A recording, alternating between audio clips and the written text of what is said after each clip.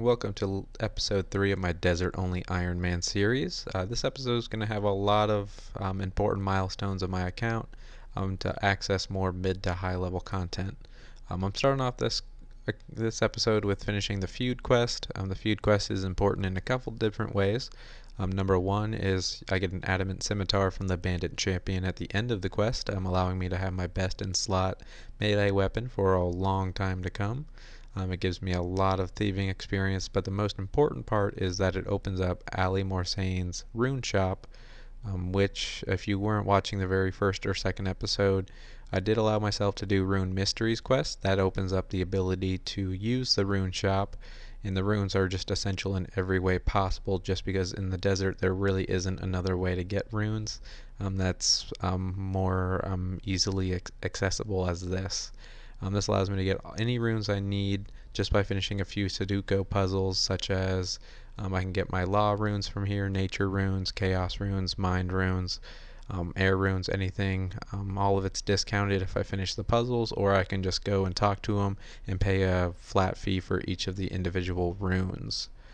Mage is going to be important because I plan to get my mage up to level 31. 31 is for telekinetic grab. It doesn't sound that useful for me, but I'll showcase later on in this episode exactly what I use it for. Before I go and do that, I did do a little bit of skilling. I wanted to get my Herblore level up to level 5 by cleaning guams. This allows me to make anti-poison potions. The anti-poison potions are great for the kalphite lair, so I don't die if I get poisoned. And if I get poisoned by one of the big kalphite guardians level 141, I will be poisoned at 6, and that does not go away easily. It goes from 6 to 5 to 4, and I just lose all my food that way, so those potions are essential. But when it comes to doing a lot of mage, I do need a lot of money to get these runes, so I go back and forth to the agility pyramid multiple times in this episode. I've actually kind of grown a little fond of the agility pyramid. It's one of my favorite things to do. It's pretty easy to do, a little bit AFK, and it's easy money now that I'm over level 45 agility. Back when I was level 30, it wasn't always the easiest thing to do, just because I would fail so many times. But once I finished up getting all my runes, it was time for me to start training magic. I started on scorpions in the mine in North Alcared. Once I went ahead and did that, I moved on to kalphites in the kalphite lair. I decided to start with the kalphite soldiers first, and then after the soldiers I moved on to the guardians, hoping to get some good drops.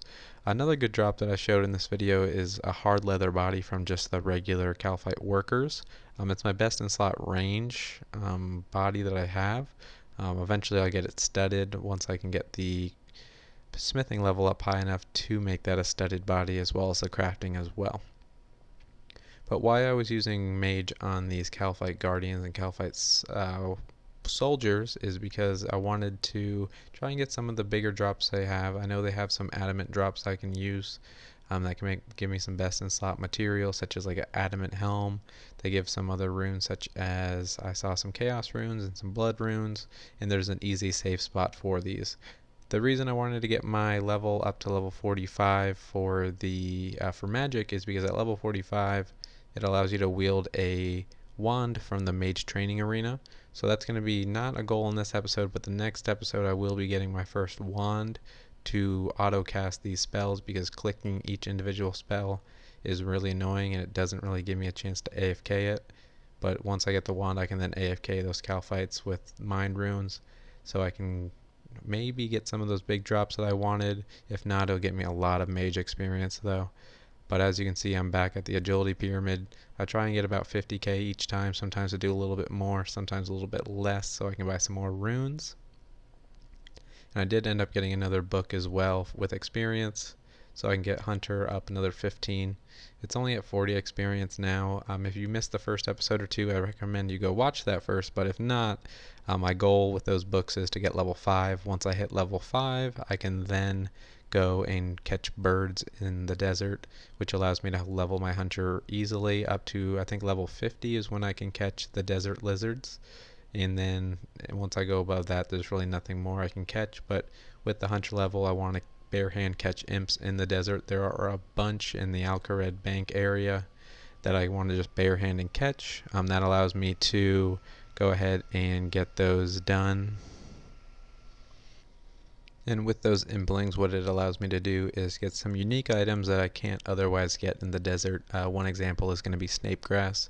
Snape grass is very important to get prayer potions, which is going to help me with my end goal of killing 50 kalphite queens. But back to what I was mentioning in the beginning of the video with my telekinetic grab, I need to use it to get my crafting level up. You do need to do this to get to level 5 crafting unless you wanted to use XP lamps or experience books. You have to kill the cows in the cow pen and use telekinetic grab to get cow hides. I know you're thinking this is a waste of law runes, but I really don't have any use for law runes at this point just because I can't teleport anywhere with this account. So this is my best option I have. I've filled up a couple inventories just using telekinetic grab to get my crafting level up. I know level 5 is where you need to go at least. That allows you to do gold, but I don't have level 40 mining and smithing, so I cannot do gold bars to make gold rings.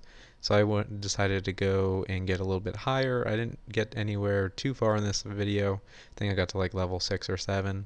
The next video I hope to be able to start doing gems and such.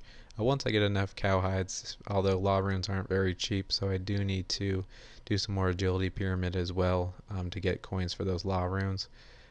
And in this clip here, I got a Renar weed and level 37 mage from the Kalphite Guardian, so two in one there. And then I decided that I do need to get eventually gold, so I'm slowly working on my mining. It is level 35. The smithing is only, I think, level 30 at this point, so it is a lot further behind, so I can't do one without the other, so I do need to eventually get both of those up. But I bought some bronze bars from the shop in the Shanty Pass. There are, I think, 8 coins each, so they're a great steal if they're available in the worlds. I use those bronze bars to make bronze arrow tips, and then I use the iron bars to make iron knives. The bronze arrow tips are really just for fletching experience, and the iron bars to iron knives is then going to get me some ranging levels later on once I have enough iron knives to waste. But one thing I wanted to do in this video is just try Pyramid Plunder out. I only did it once, so I'm not really going to show the clip very much. I'm just showing me starting it. I got 1 level during it. I think I'm level 38 thieving now because of the feud quest giving me 15,000. It then got me up from 37 to 38. And finishing up this video, I just decided to do some fletching. I ended up getting to about level 15 fletching from the bronze arrow tips that I had, using them on headless arrows.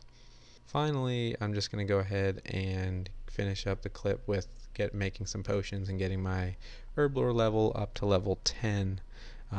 Just using unicorn horns and such. If you did enjoy this video, feel free to leave a like and subscribe.